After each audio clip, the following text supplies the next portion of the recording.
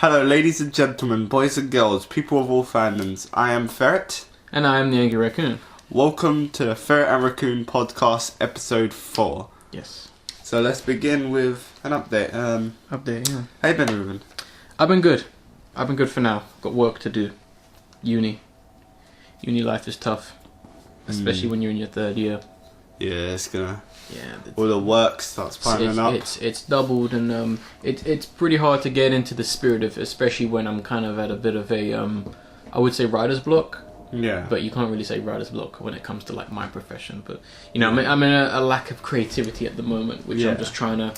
I feel bad for not being able to do as much work as possible, but what can you do? But how have you been? Been good, thanks. Went for an interview for Westminster. Westminster College, University? Yeah, Westminster University. Mm-hmm. And applied for animation. It went pretty good, I think, the interview. I'm hopeful. You not heard back from them yet? Not heard back from them yet, but it's only been like technically 2 working days. So since the interview. Since the interview, yeah. Okay, so Since they don't count the weekend, do they? I wouldn't know. I haven't applied for a college in like 3 years, but I imagine they don't. So maybe they're having their break. I mean, most universities and colleges are closed on a Sunday. Yeah. But yeah, it's definitely I'll hear back by this week or the new week. Hopefully, I think everyone listening and me and myself, hopefully we're rooting for you. Thank you, man. Thank you, all of you fans. Yeah. So you want to actually get into some topics this week? Let's dive right in. So I think I'm going to start with this one. What do you know about Five Nights at Freddy's, Ferret? I know it's a very popular survival horror game. Is it a survival horror game? No, not survival horror. It's just a horror game, I'd say. A psychological horror. Psychological horror works better than survival. Yeah, survival horror. But I guess it is survival still. Yeah, you are technically surviving in this game. I mean, what? Yeah. I think for those who aren't aware of the game, Five Nights at Freddy's is a game where you play as a security guard working in a I guess kids attraction, which has a restaurant. Kids attraction restaurant called Fazbear's Pizza, I believe that's what it's called. Yeah. And essentially you take on the role of the security guard looking after the place from 12 a.m. to 6 a.m. Although things don't quite pan out, as it seemed that the animatronic characters there seem to get a bit malfunction and seem to get a bit active during the night, and it's your job to pretty much survive so they don't kill you. Yeah. Now, there have already been 2 games come out this year. The first one, which, surprised the fuck out of everyone. Yeah. And the second one, which came out a little bit later. And now it seems that the guy who created the game, his name is escaping me right now. He's released the tease trailer for Five Nights at Freddy's 3, which we've both seen. And just talking about the tease trailer and what we think of the third game, what do you think of it? What do you think of just looking at that trailer? It's really just the same thing, to be honest. Really? It's kinda... I don't feel it's going to be anything that different. I think they're going to have a lot more features.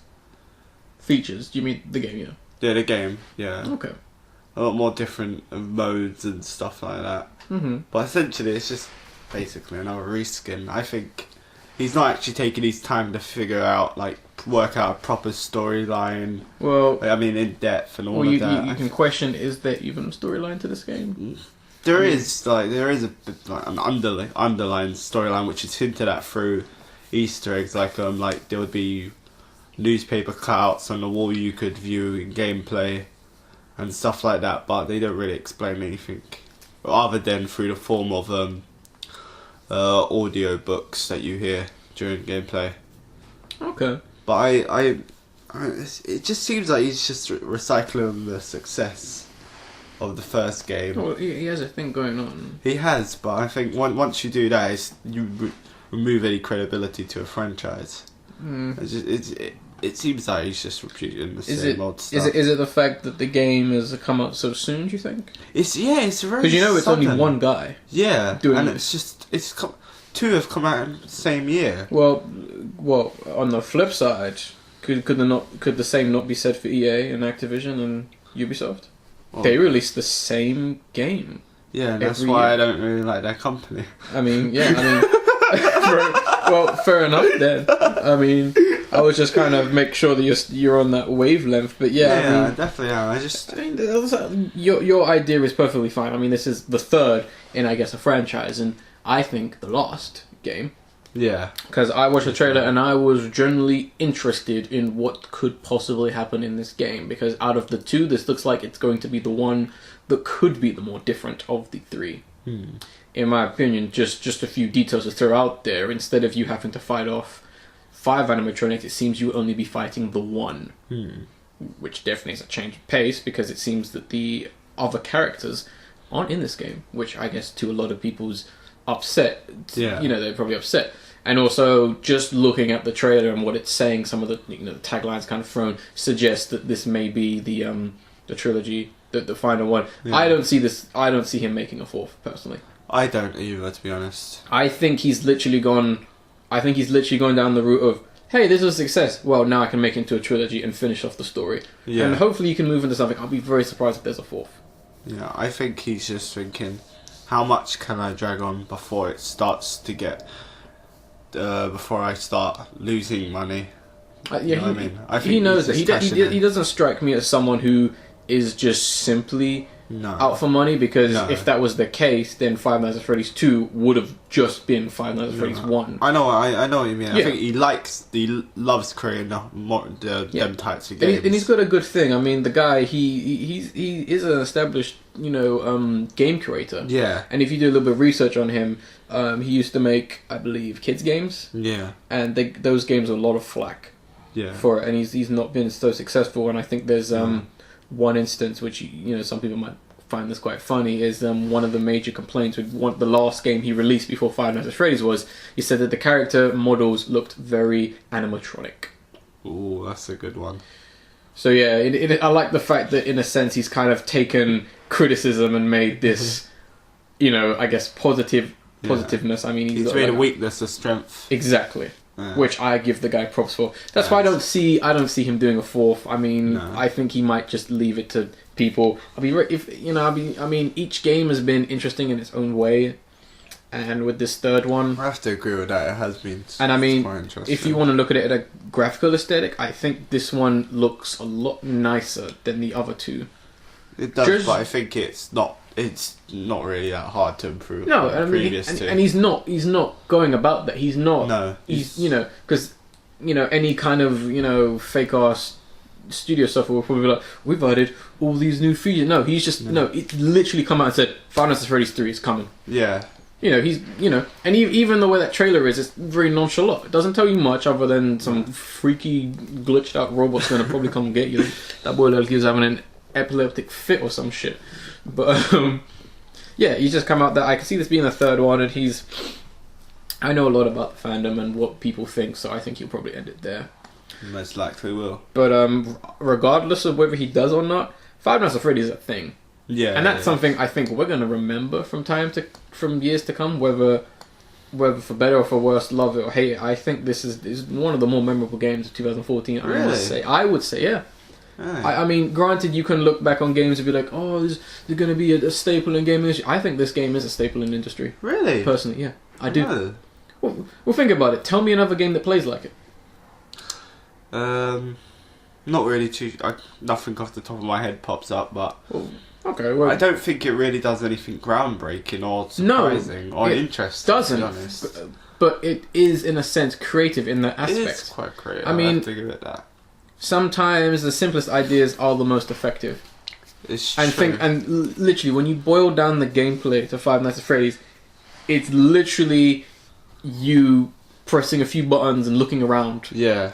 That's it. But yet there's so much love, so much detail in the game, and and so much love from the fans. So I mean, I think it kind of does deserve its fan base, and it does deserve attention. And I can understand why you were just like, it's the same thing. I'm not trying to bash the story or anything for the fan base. No, I know. We're not doing it here. I mean, I just feel that I think this game is a little bit more than what other people, maybe coming from a more negative point than you, are probably suggesting. Yeah, people can come out and say, "Oh, it's a cash grab." Yeah, sure, but at the same time, if he comes out and makes a good game, why wouldn't you? Yeah, why wouldn't you want to play it? You know what I mean? But we're definitely going to follow this game till it comes out. I don't think any of us will be playing it, but like... No, I don't think. I think I'll try it, just because I want to get my own perspective on it. And if the creator is listening, release the consoles, please. just release all 3. I'll buy it, I swear. I want to play this game so bad. I've only watched people play it, and it's so upsetting. I mean, Five Nights at Freddy's is basically a strategy stress management point and click, basically. But yeah, I think it is some nice news. I just thought I'd drop that out there for any fans. And if you are a fan of Five Nights at Freddy's or anything else and you found this podcast, definitely give us a comment saying if you are listening to, if you are looking forward to the 3rd game and what you think might happen in this game. Moving on to the next topic, a biggie. They dropped a tease trailer for a certain film this week. What film was that? Fantastic Four. Or as it's technically said in the logo, Fant 4 Stick. Technically. What the hell? Well, yeah, they put the 4 in the middle of Fantastic. Oh, yeah. So it's technically read Fant 4 Tastic. Fantastic. Yeah, Fant 4 Stick. Which is, marketing failed on that part right there. But, yeah. Me and Ferret, we watched the trailer. We did. And, what do we think of it? Well, do you want to start? Sure, I'll start with it, because, so obviously this trailer came out, and this film is coming out in August.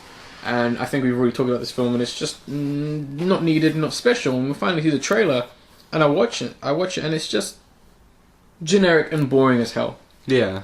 In my opinion, this a trailer or a tease trailer is meant to excite people or excite the dumb masses into going to see your film. When you have a painfully generic trailer like that, this does not get anyone excited. Sure, some people may get interested in it, but you can't really legitimately say it is anything but exciting. I mean, it kind of reminds me of the Ant-Man trailer they released a couple weeks back. A film that kind of just doesn't know what it's trying to do. Fantastic. You could tell this film is just kind of it's just been there just for proof of concept. Like we're still making the film. But I thought the film, just from the trailer, it looks pretty damn bad, to be honest. I mean, I can see your snaky shit, Fox, and you're really not fooling anyone with this film. You have not tried on this film. The only people who might be trying on this film are the main actors. Yeah. Because they are pretty good, but this film just looks weak. I mean, I'm even less interested about this film than ever.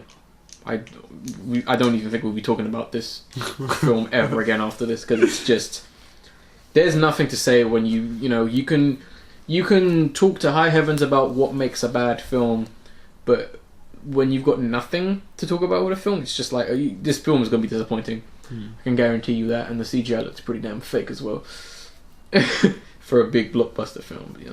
What did you think about it? My points were pretty much the same as yours. I thought it was quite boring. For a teaser, you're meant to get the audience excited, happy, looking forward to it. I felt nothing in that trailer. Yeah, I remember I just looked at the trailer. I was thinking, oh, okay. There was no scenes that stood out. There's lack of dialogue as well, which obviously is teaser. You got the generic narration. Oh yeah, the generic narration, which is just like, oh god, I mean, even the masses can probably be bored by this trailer, I think. But then again, the masses have proved me wrong. Just look how well Adam Sandler does. Not in recent years. What, Adam Sandler? Yeah, but I think this movie, it'll probably be at least an average movie. You'd probably score around 6 to 7 out of 10 on most review sites. Already jumping to what people are going to review it as. That's the general feel I get from the trailer. I feel like a dickhead for saying that, but like, no, don't. It's that's your how I opinion. feel. It's That's how I feel. I feel like that. Because I haven't even seen the movie and I'm prejudging it, but judged on the trailer, that's what I think the movie could be about. Well, I think we have the right to judge a film. Yeah, we can, yeah. And I mean, especially. That's what the trailer is there for. Yeah. To be honest, so you can judge. You make an opinion on it, and I mean, Fox. I think Fox thought they were pretty smart in releasing the trailer early, and I think just the general reception has kind of just been people either going, I'm really interested in this film, or people going, I'm bored as this film is boring as fuck, which is not what you want. No, of course you do not want that with a film. If anything, you should aim for people going, this film looks shit, this film looks good. Yeah. When you've got something of just going, I might see. When you got people going, I might see this film, and people going, this film is boring. You done goofed. Yeah. Simple as. And you've made a pretty bad trailer. If the film is like that, people will be bored. Kids will not gonna want to see this film. No, definitely not. Kids, when you've got fucking Iron Man and Avengers doing crazy fucking explosion blow up shit and Transformers, how are you supposed to compete with that? Exactly. You can't. If you're trying to go for some kind of melodic, sit down, interesting film, these motherfuckers watched Gravity and fucking Interstellar and went, we can do that. We got superheroes. And if you look at those films, Gravity was fucking a piss poor attempt at a story, but great visuals. And Interstellar, only half of it was good. Yeah. I mean, you're going about it the wrong way, and just you might as well have made your own fucking film. Yeah. You might as well. But it's true, I agree. You know, it's rant over. We just thought we'd mention this real quick. The Super Bowl is coming up. Do we care about the Super Bowl? I can say that 100% of me does not care. Neither do I. It's just a bunch of fucking pussy ass men fighting each other. You know, I mean, if people say, "Oh, right, football, American football, that's the real fucking men's sport," no, it isn't. Yeah. Look at English rugby; they're allowed to punch each other in the face. It's true. So get out of here! Would you? These motherfuckers get tackled to the ground. Like, oh, bro, I sprained my ankle. Motherfuckers get punched in the nuts. In English rugby. So sit your ass down. Super Bowl has just become a massive advertising campaign. That's all it is now. All it is. Get out of here. Moving on. Move on. Back to films. Now, something that I am we're going to be covering this story big time. Something I'm definitely excited in is the Ghostbusters remake, reboot, whatever they want to call this film, because the director's being quite shady about it. Because I think he knows he shouldn't be pissing off people, which is, I guess, the right thing to be doing. The Ghostbusters cast for the new reboot being released in 2016 has been unveiled, or supposedly, as far as we know, as nothing is 100% confirmed, but we do have a cast, and our female cast for this Ghostbusters film is Melissa McCarthy, Kirsten Wiig, Kate Mackington, and Leslie Jones. These are going to be our Ghostbusters, supposedly, for the reboot. For the reboot of Ghostbusters. Now, two of those stars are in Bridesmaids, which is what the director made before this film, and what he's most famous for. I think that was a dead fucking giveaway, to be honest. Yeah. I knew Melissa McCarthy was gonna be in this film, definitely. But what do we think about this in a sense? Like, what do you think? Because I mean, I know you're not as big as a Ghostbusters fan as me, so how are you taking this? Like it's a traumatic event. Like, how are you okay for it? How do you feel? I don't really know most of the actresses, so I can't really speculate on it. But I just hope. Like I said, I can't speculate. I just hope they do a really good job on it. I like how they made it a female cast. I thought that was interesting. Do you not think it's sexist though? It's highly sexist. It's beyond sexist. It's sexist. Really? Okay. I don't know what that is, but that's a future word, because sexist is going to become sexist. Yeah, I know there was quite a few comments of people going around saying, "Oh, it's an all-female cast. That's not Ghostbusters." Yeah, you know? and I mean, that's sexist. To an extent, I think most people nowadays, most little children, don't know what sexism or racism or homophobia actually is. It's true. They just kind of jump to a conclusion that, why are there no females in this? Sexist. Having an all-female cast is a nice change of pace. Yeah, I like it. The only problem with this is the fact that Lisa Jones, who is she's a Saturday Night Live comedian, she is black. She's the only black lady in this cast. The only issue I have with this is people are going to jump to the conclusion of, well, you're just trying to get a female version of the cast, literally, because Bernie's Mac character, there is just only the one black character in the original Ghostbusters film, so people are going to immediately draw to that conclusion. So I hope, for the sake of the studio, she has not been picked just because she is black. No, I imagine I really hope it is just the case of she was the one for that role. She was the one for that role. I hope so that there's no. I really hope that they're not just, as much as the director has said, they're trying to do their own version, takes place in the same universe and all that, I really hope that it's not gone to that kind of, let's appease every mass checklist. I hope it's not that biased, seriously, because if it is, then that's just horrible. But my only issue with this film really is that I hope that they, obviously, don't mess it up, of course, and the fact that I'm interested to see what characters they're going to play, whether they're going to be original characters or they're actually going to take a cue from some of the other Ghostbusters mediums, like the comics or the cartoons, where there are a lot of, as much as people are there going, oh, Ghostbusters, that's not my childhood, real Ghostbusters fans know about female Ghostbusters, and there's like 5.5 of them. It's so true. they have 5.5 potential Ghostbusters right there, so... I think they're going to be original, possibly, but we can only speculate. I mean, I don't mind. I mean, if they use original characters, that's fine. Yeah. The only other issue is, and it comes with everything, is what kind of effects they're going to use. If they pussy out and just use special effects, then... Oh, no. Points off already. I would take that, yeah. Points off already, because it's just like...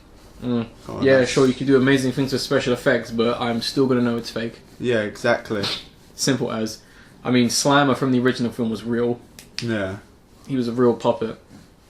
And he still is real in my heart. But, that's the only other issue. Other than this news doesn't necessarily bother me. I was just kind of laughing at the amount of reactions that people had, with people going, this is going to ruin my childhood, and we can't have females because it's not true Ghostbusters. The purists or whatever that you want to call them. The twats, you mean? The twats, yeah, that's a good name. If you are one of those people, leave a comment. Please don't. Just stop watching. Stop watching? Stop watching if you're a twat. Watching the podcast? Yep. Alright then.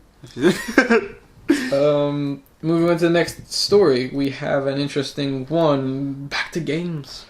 Regarding Resident Evil Revelations 2. Now, Ferret, did you play the original Revelations game? Nope, but I've watched a great deal of gameplay and I've read a few reviews of it, so I'm well up to date with it.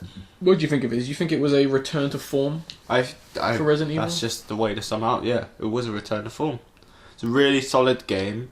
A lot of old, brought back the survival aspects of it. It's very solid game. The atmosphere was definitely where, I mean, when talking about Resident Evil, there is like a bit of a divide where you've got people who, from 1 to 3, are like, oh, that's how Resident Evil should always play, and then you've got people who are like, 4, no, that's the way you mastered it, and then 5 and upwards. And then you can make comparisons as to what is better and what not, but I think Revelations kind of got it right in that middle ground. Yeah, plays like 4, moves like the originals, and just feels like the best parts of the better games. They got the atmosphere down. The story was a bit stupid, but I will, then again, the original stories of some of the Resident Evil games are a bit stupid, but I think this is the stupidest.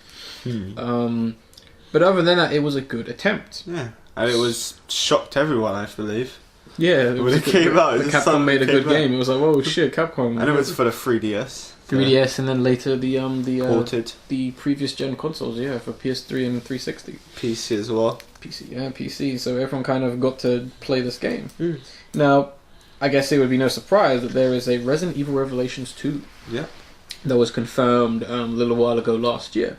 Yeah. And this game is coming out pretty damn soon, and it's going to be a interesting episodic kind of feel to it, like like how much like the Telltale games are, like The Walking Dead, those games. It's going to be like that, except there isn't going to be too much of a wait. It's going to be weekly, from what I've read. Really? Yeah, so you're going to get a new episode every week. I don't know if this is going to be over the course of 1 month, or how many episodes, or how long, but yeah, it's going to be episodic. So Capcom trying something new with, I guess, a franchise to watch right now. Yeah. Capcom not trying something new would be them implicating microtransactions into the game. Yeah. Now, why they've decided to do this is obvious. Yeah. But sorry, excuse me.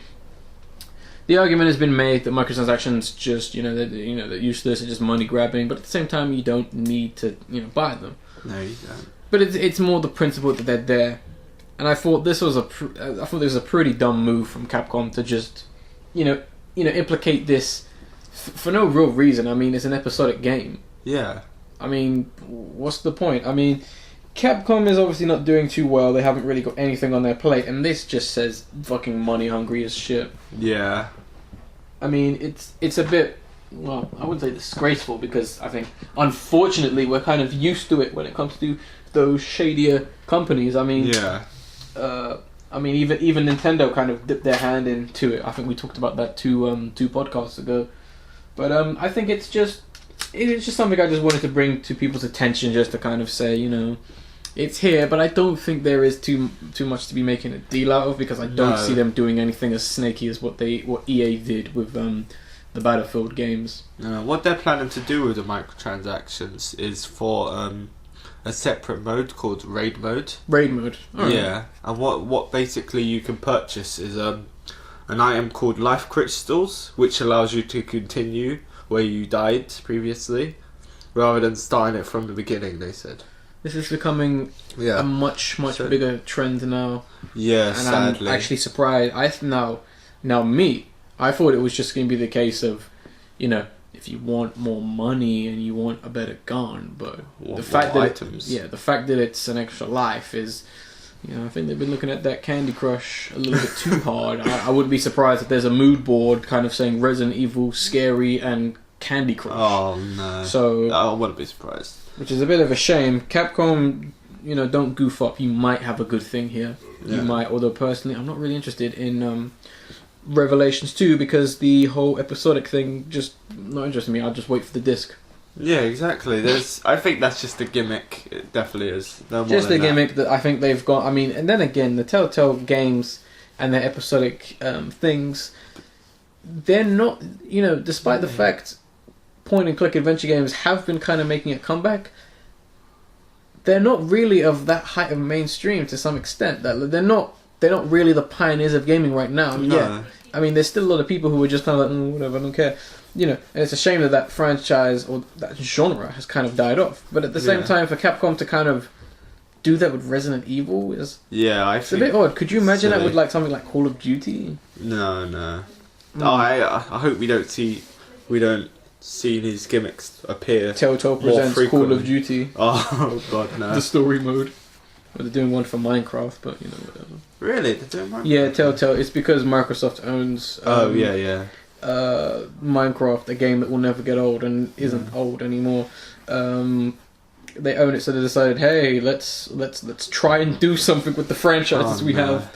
Microsoft, their little game plan is basically, well, we got all the first-person shooters, now let's go after everything. And they go, oh shit, there isn't anything. We're gonna actually, I'm pretty sure at Microsoft Studios that they're going, oh shit, we've only got like people working on Halo. We need more variety. And then they're just going, well, can we buy this franchise? Can we buy that franchise? Basically, can we ruin it? Well, I don't know. I mean, yeah, most of the franchises they have aren't too interesting compared to what I guess Sony is offering gamers, but yeah, whatever. Alright, moving on to our last little topic. Do you want to take this one, Ferret? It is regarding Sega. Yes. What has Sega done this week? Do you know? Well, from what I've been reading up, that Sega, the beloved fantasy, the beloved company from our childhood. Are they beloved still? Yep. Not beloved anymore, that appears. They released Sonic Boom, your favourite game. Oh god, no. That's terrible. But what they've done is, they're planning to do is they're going to axe 300 jobs as the focus turns to PC and mobile, thanks to a giant reconstruction of the infrastructure in Sega. Which first of all, it's really sad that people are going to lose their jobs for what seems to be a meaningless thing. Yeah. I mean, we may be talking to a lot of gamers right now, and we're kind of just we're assuming that not a lot of them are too big on, I guess, mobile gaming. But I guess we don't necessarily know what they regard by PC. That could be PC exclusive games, or that could just be little indie PC titles. No, we don't know. But I mean, hopefully we hope that everyone who unfortunately is going to lose their job hopefully finds something within the industry as soon as possible and gets back on their feet. But I just think it is a bit of a silly thing to do because a couple years back, Capcom decided to move some of their focus towards mobile gaming, and that fucking bombed. It's true. And that was one of the reasons why they were found in some financial problems, because they were going, oh, mobile gaming is the future. Now, whether we still think mobile gaming is the future is, another question at time, but it is really sad to hear this news, mainly because Sega's been a bit up and down over the last couple of years. They've released, for every good game they seem to release, they seem to release just a abysmal one. Yeah, they really For example, Aliens Colonial Marines, which they published, not necessarily made, and Alien Isolation, which is like literally good and bad. Yeah. But we thought we'd mention this story obviously because it is an interesting thing that Sega would do this, and the fact that Sega would say this, because I'm pretty sure much more shadier things go on in other companies and they don't let people know, but they always find out. Because I mean, if anyone loses their job, unfortunately, they're gonna let people know. Yeah, of course. But yeah, it is a shame, and I mean, hopefully Sega can actually, get back on their feet. I hope they don't just decide, oh, we're gonna have a Sonic division, because actually, well, there isn't a Sonic team in it. Yeah. But hopefully Sega can kind of come back, because they're quite quiet when it comes to the big publishers. When you think about it, very very quiet. It's hard to find out any games they're releasing. Yeah, I feel. They're one of those companies where they don't like to say too much. Whether that's just they don't want to say too much, and they want the surprise or whatever. I just think they can't rival with advertising of some of the larger companies. That's how I feel. Do you think they're one of the weaker ones? Do you think? I think they're getting weak. Compared to who? Like you look at Microsoft, Nintendo, Microsoft, Sony. They spend massive amounts on advertising. Did you know how much net profit Sega made this year? No. 24 million. Compared to the year before, which was about, I think it was 200 million. 300 million. So that's a massive dip. It's actually incredibly They only bad. released 2 games last year, didn't they? Yeah. It was Sonic Boom and Alien Isolation. We may be mistaken, but Well, by this year I meant 2014. Sorry. Yeah. We know. Yeah, it's understandable.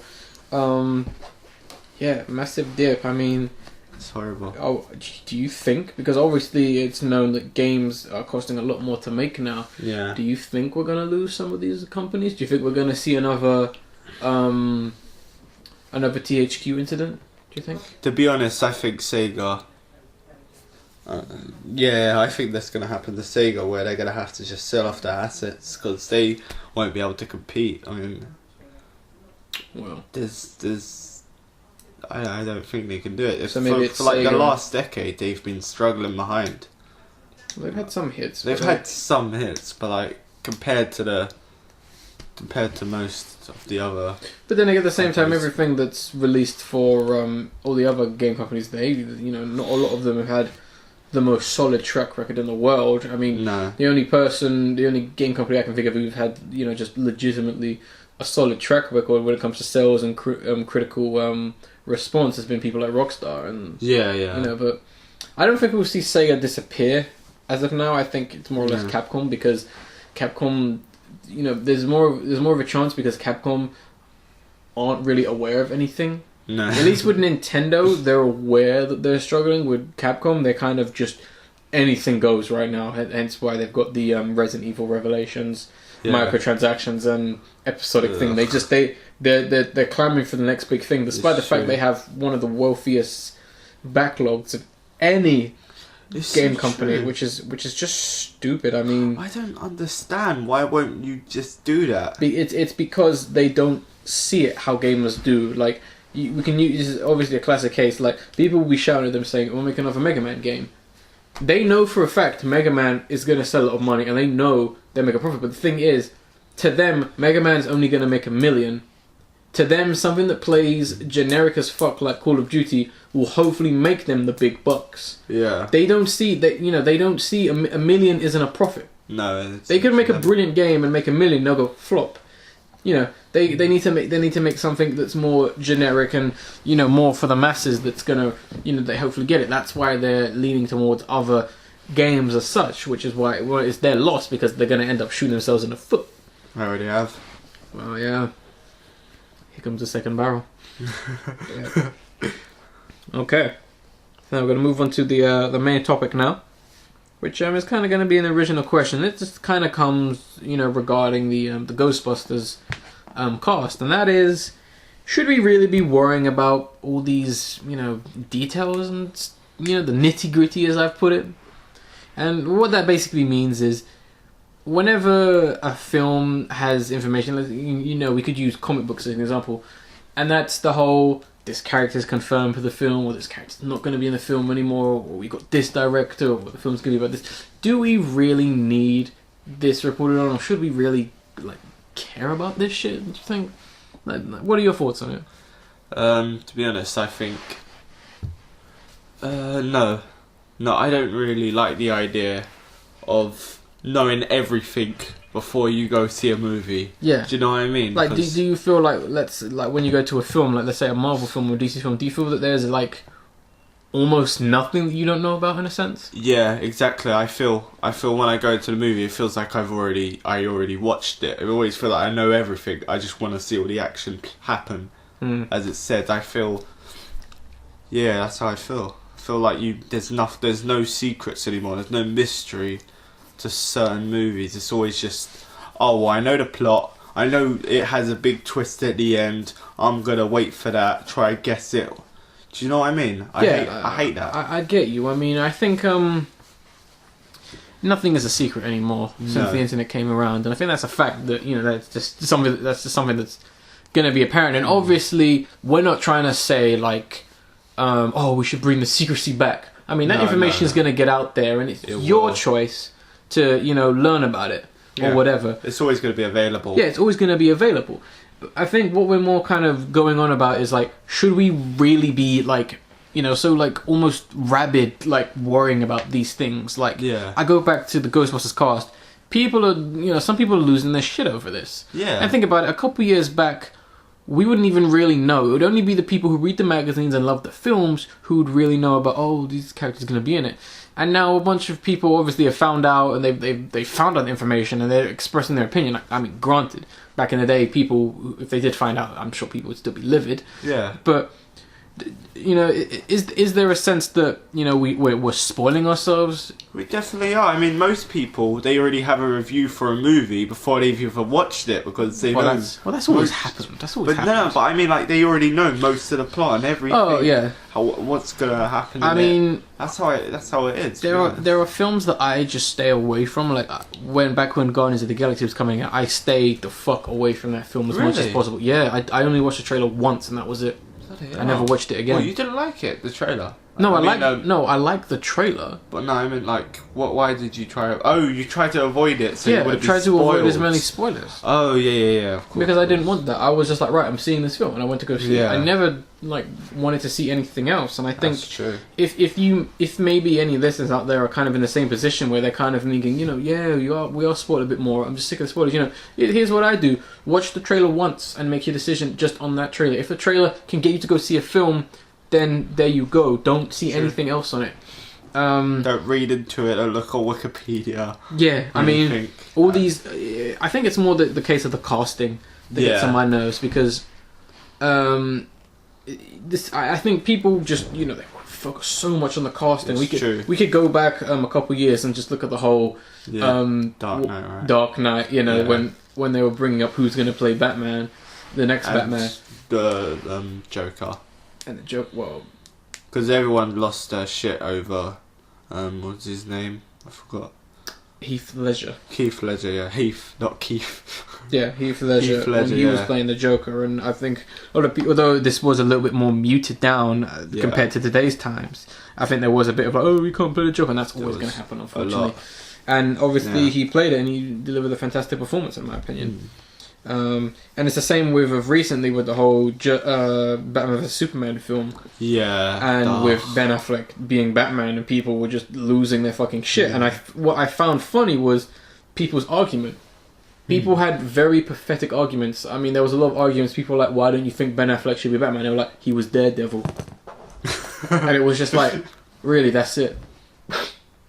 You know, you know, it's if you're gonna hate on something, have a reason why you're gonna hate on it. Don't just join the crowd. And what's so annoying is that you can actually follow the entire development state. Like, everyone was losing their was getting really happy and excited because they were releasing the costumes, what the car would look like, and I don't like the idea of that. I mean, you could if you want to look at it, you can.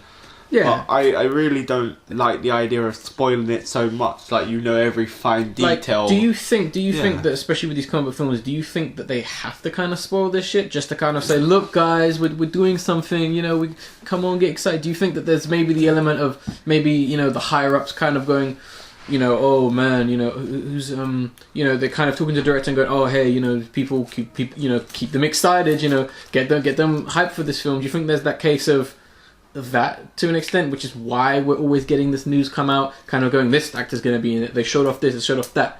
I mean, do you think that's probably the reason why we're getting this slightly more spoilerific information just kind of thrown at us? To be honest, yeah, I think you summed it up really, really nicely. Yeah, I think they have to do that in order to gather the die-hard fans who want to make sure that this movie is loyal. Is that the right thing to do, do you think? I don't... Because think about it, it's not just comic book fans who will be seeing, back again, Batman vs Superman. It's not just people like us and people who know more than us. It's also just the general public. Yeah. I mean, granted, they may not never see this information or hear about it. They may only just hear about it because the news reported on it or whatever. Yeah. But do they, I guess, yeah. So do you feel that they're just really just going about appeasing just, I guess, us? Do you think that they really only, they're trying to appease both audiences, where it's just like, oh, let's appease the fans, the comic book nerds, and then they have to do nothing but just release a trailer for the general public? Or just the film itself serves its purpose? I'm not really sure, but if I'd say, I'd think they're trying to appeal to the general public more than the diehard fans. Because if you notice all of the trailers, they supercut it so it has a lot of drama, a lot of action in it, a lot of explosions, a lot of twists in it. That's how they supercut the trailers. You can perfectly edit a trailer to emit any emotion. Exactly, yeah. So I feel that's what they're trying to do rather than the diehard fans, because they know there's a lot more people in the general public than diehard fans. Yeah, I mean the masses are what's gonna really get the big bucks, I guess. Yeah. But at the same time, they're still trying to appeal to the diehard loyal fans. Yeah, to the nerds, because they make they make up about 50% as well. You have to remember. Yeah, it's true. And even the haters. I guarantee you, most of the haters who hate on films, they go see the film anyway. And they definitely do. They're the first ones there. Yeah, and they bank on that as well. They know that they will go see it. That's why there's a lot of reboots of animated cartoons from 80s and 90s, because they've got this weird sense where they do want to piss off that fan base. Yeah. At the same time, they kind of want to go, look, we're taking your child and we'll make it a film out of it. Just for people to go, oh, those bastards, I'll go see what they've done to my film. I'll have 2 tickets for, that's what they want. Very shady shit, and that's why they call me the raccoon, because I know. I'm there. Every time you see a raccoon, it's one of my guys. Inside scoop. But yeah. So I think that was just kind of our kind of piece on it. We're just kind of talking about whether that, and if you have any thoughts on this, definitely share them below in the comment section. 100%. Because drop a comment. I thought this is interesting only because we got a lot more. We got some big, film news, and I think we're bound to get more big film news for the rest of this year. I mean, big year for films. I mean, it's going to be huge. If all of these turn out to be flops, Whew. I'll be laughing. I think we'll both be laughing, won't we? Well, I don't know. Any predictions? What do you think out of the big five being Ant-Man, Avengers 2, Jurassic World, Star Wars, and what's the fifth one? Let's say Fantastic Four. Yeah. Out of those big five, which one's going to flop the hardest? Fantastic Four. I think that's all. Yeah, and what do you think is going to be the second hardest to flop? Or the second worst? I think, okay, Fantastic Four is going to flop. It's going to... Out of the four, what do you think is going to be the worst film? What was the list again? So that's Star Wars... Star Wars, Jurassic World, Avengers 2, Ant-Man. Which of those do you think is going to be the worst of the films? Jurassic World. I know you're thinking about Ant-Man, aren't you? I still have my doubts. Yeah. I'm kind of just like, oh, you better not. I mean, granted, I'm still going to go see it, but I'm just like, oh, no. I think it's going to be a technical disappointment for me. Yeah. In a sense, and I just feel that, they're just going to be scribbling over Paul Rudd? No, not Paul Rudd. He's the main actor, star. yeah. I'm talking about the director. Oh, the director. They're just going to be right. scribbling over Edgar's script, just kind of going, well, how do we make sense of this, or how do we make that film? Yeah.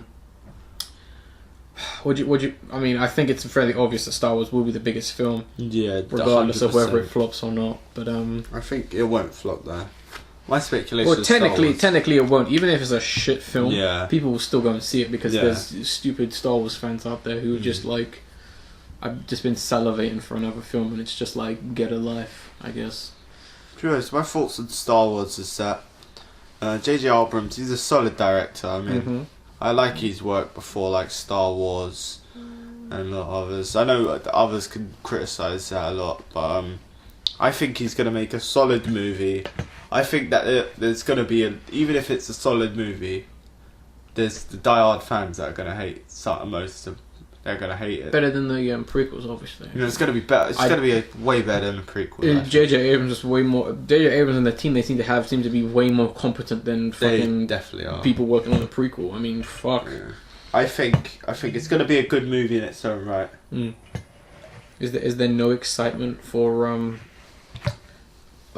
Jurassic World? Not. Oh my God, don't even mention. I just think it's such a stupid plot, and there's no need for it. Like, why would you do that? We create our own dinosaurs. Like, you fucking idiot. Exactly. It's like, what the hell?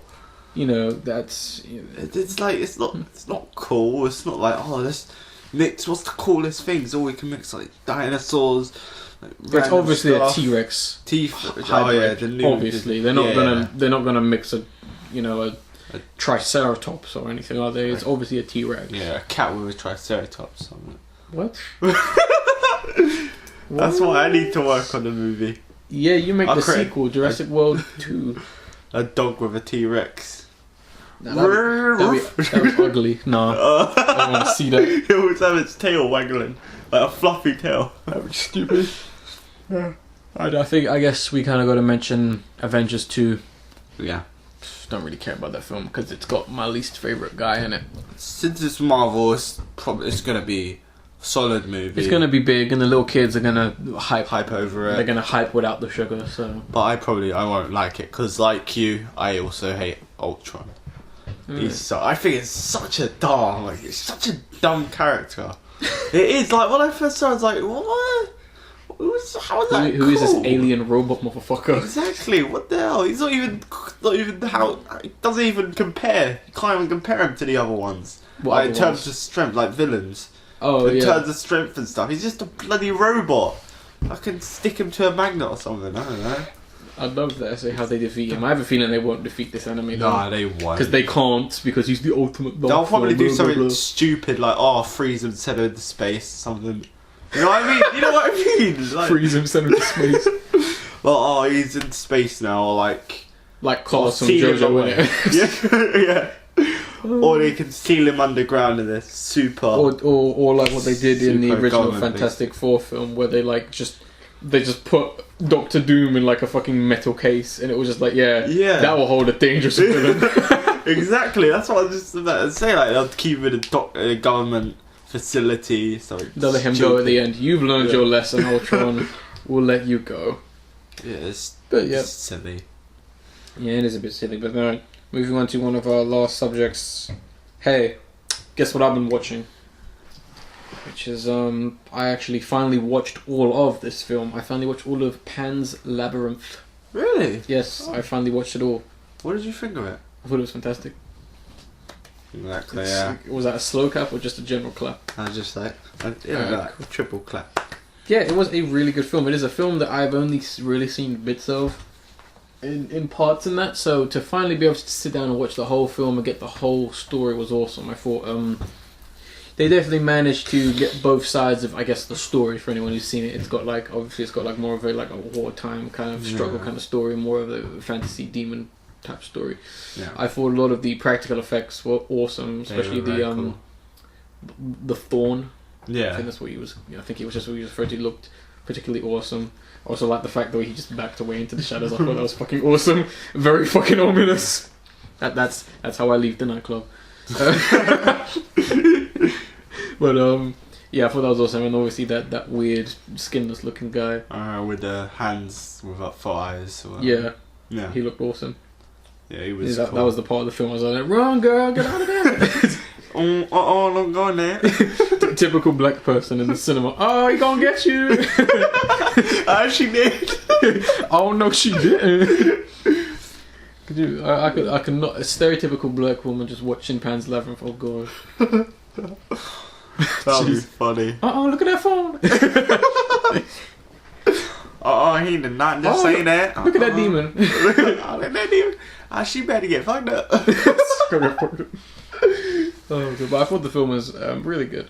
Yeah. Definitely a great sense of wonder, and it was very dark in a sense. I'm glad they didn't shy away from the darkness in this film. Any other director probably could have pussied out. I mean, there's some grim scenes in it. I'm not just talking about, I guess, the mythical monsters in it. No. I mean, it's really cool, and the set design and everything is great. And the fact that obviously I think a lot of people might just go into the film just going, oh, I want to see the monsters and the scariness.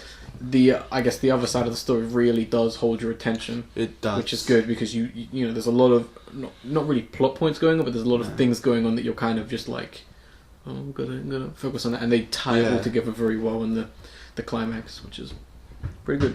Great film. I definitely recommend if you haven't seen it. You may be freaked out, but hey, I like the idea of it. Yeah. Anything else? Have you been watching or playing anything that you want to mention?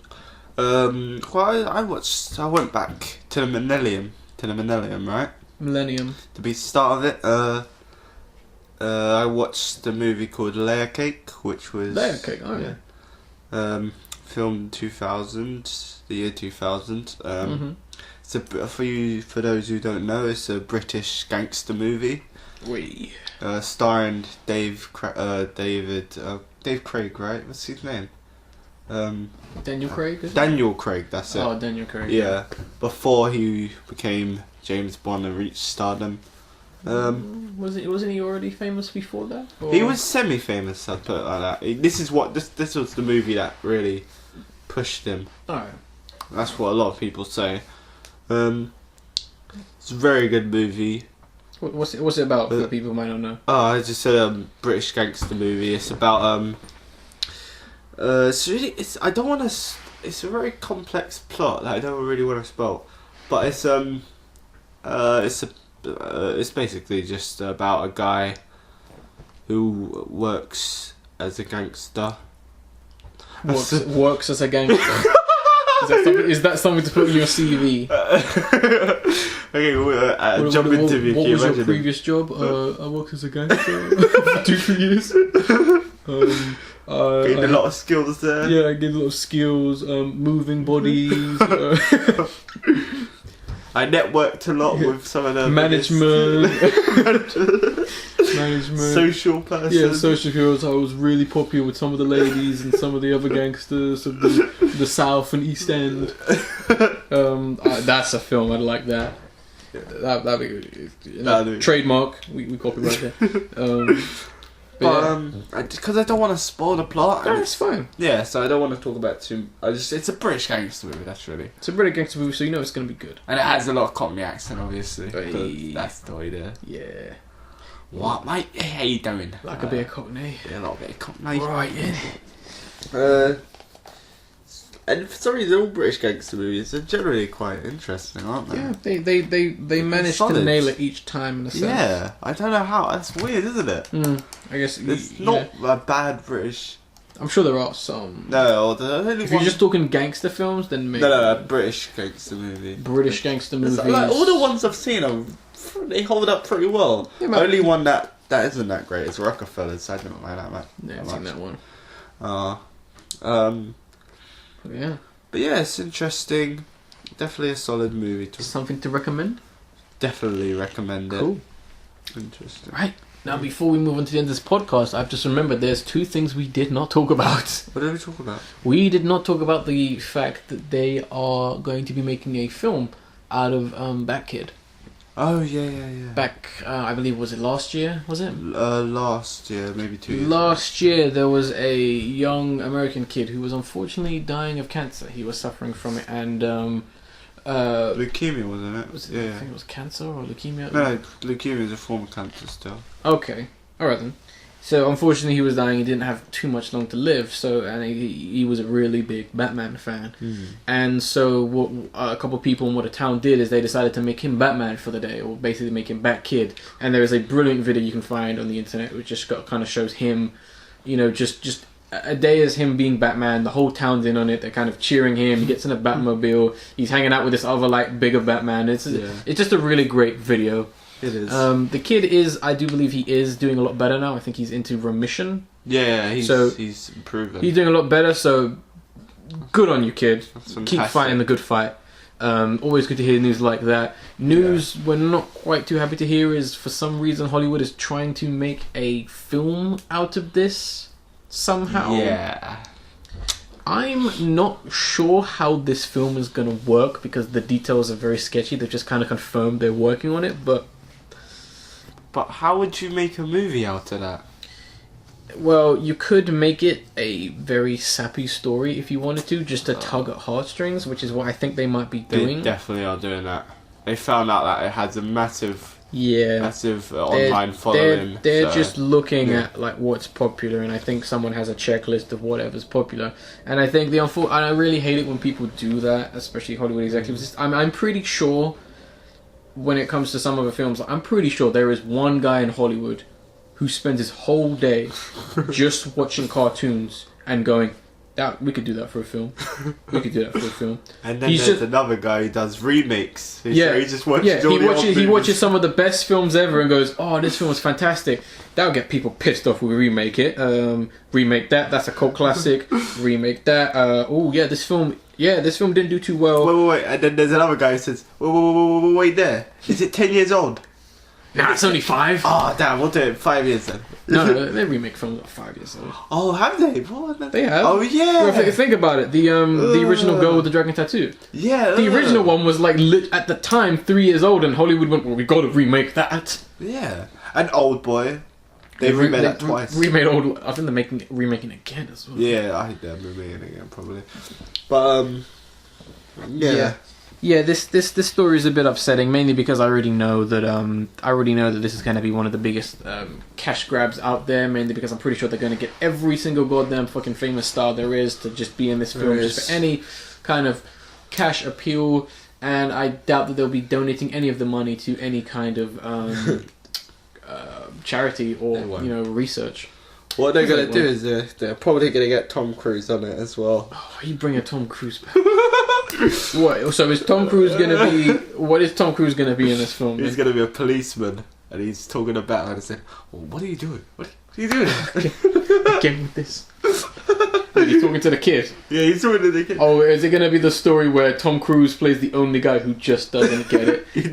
He's the evil guy trying to stop this kid from being Batman for one day. Yeah. And at the end of the film, he realizes the sad truth of this kid is unfortunately suffering from an eternal disease, and he feels really bad, and he becomes a new man at the end of it. It's basically just a whole movie about him. Could you imagine if that was the plot of the film? I'll be done with the Bat Kid is just a side character. Oh god. Oh god, that'd be terrible. And that's awful. And one other slightly awful news story, which are going to kind of end the podcast on. Sorry, we're doing it a little bit backwards because, whoopsie, I forgot to add this to the main topics. No problem. Black Mirror. Oh, yeah. The fantastic Charlie Brooker, and I forget the other lady who works on it, but let's just say Charlie Brooker's Black Mirror. Yeah. A really awesome show that has a lot of social commentary and a lot of dark themes about where society and our technology may be heading. Recently made its way to Netflix around the world, particularly America. So they've got the first season, which they can watch on America, and there was also a Christmas special, which we got back at Christmas time, which we did not cover, which was also very good. Yeah. White Christmas, as it was called, if you want to look that up. So recently, it seems that America wants to do their own version of Black Mirror for some stupid reason. Regarding the fact that the original series is fantastic and people already know about the original series this time. Yeah.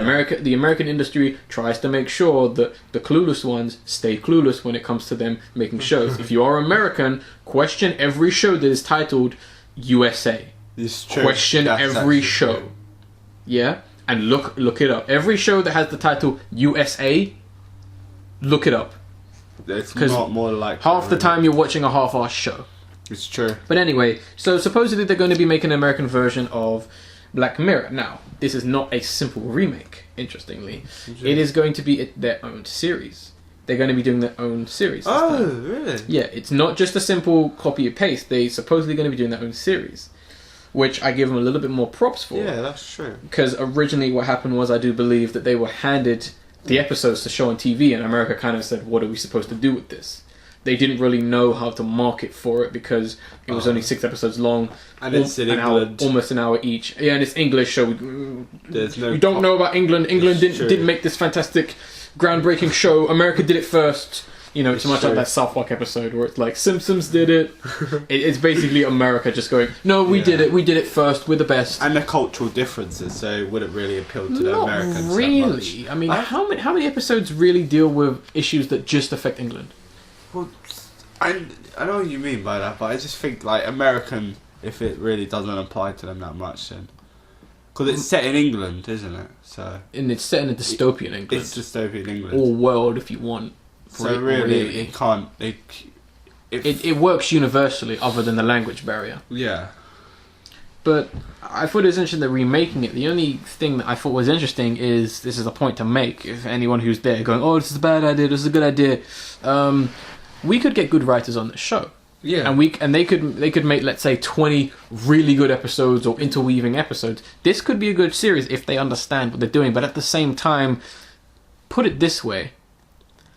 Charlie Brooker's Black Mirror has a lot of issues to do with how media is nowadays. Yeah. Do you really think that the network who is making this American version of Black Mirror is going to let them make an episode about how corrupt media is today? Especially the television and film industry. In America. If one of them was to come up with a really dark and seedy and interesting idea of how Hollywood works or how the TV industry works, do you really think they're going to let them make that? No, it'll be super cut straight away. Or they wouldn't let them make it at all. Yeah. We could get a watered down version of the series, but at the same time, we could get some interesting as fuck episodes from some interesting writers and actors. So I would say be somewhat interested and hopeful for the series, because we could get someone else's spin on where the world might be going. There are some extremely fucked up concepts and ideas in Black Mirror that are very scary, and there's no real blood in. It's not just, oh, I'm gonna kill someone. Yeah. No, it's the ideas which are the scariest thing about this series. It's the ideas, and sometimes just the idea is what can really scare you. It's what you can't see or what is coming, which can scare you. It's true. It's the fear of not knowing. Exactly. And what's to come. Very ominous end to the podcast there. Do you know your face? It's like half of it is visible as well because of the darkness, so it adds like mysterious. Should I get a flashlight right now and just put it on my face and just recite? Is that you're now entering the twilight zone? I can see a silhouette. Alright. That concludes this podcast, episode 4. Had a good one. It's a good one. yeah, we should be back next week with the next podcast. Who the fuck knows what's going to happen next week? But I guarantee you we'll be on that. We'll be on it, mate. We'll be on that. Yes, definitely. So, without further ado, I am the Angry Raccoon. I am Ferret. And we'd just like to say goodbye. It's the end of the podcast. Laters. Auf Wiedersehen. Still with the German? Yep. That means goodbye in German. This is the third time you've done it, so I'm pretty sure they know. Alright, we're out. Bye. Bye. Hey guys, it's the Angry Raccoon here. Just wanted to say one last thing. The video of the week is going to be Call of Duty Sings with Randy Newman of the Game Society Pimps. It's going to be the video of the week. I just thought I'd just add that in. It's going to be the description, and we'll see you for the next podcast. Alright?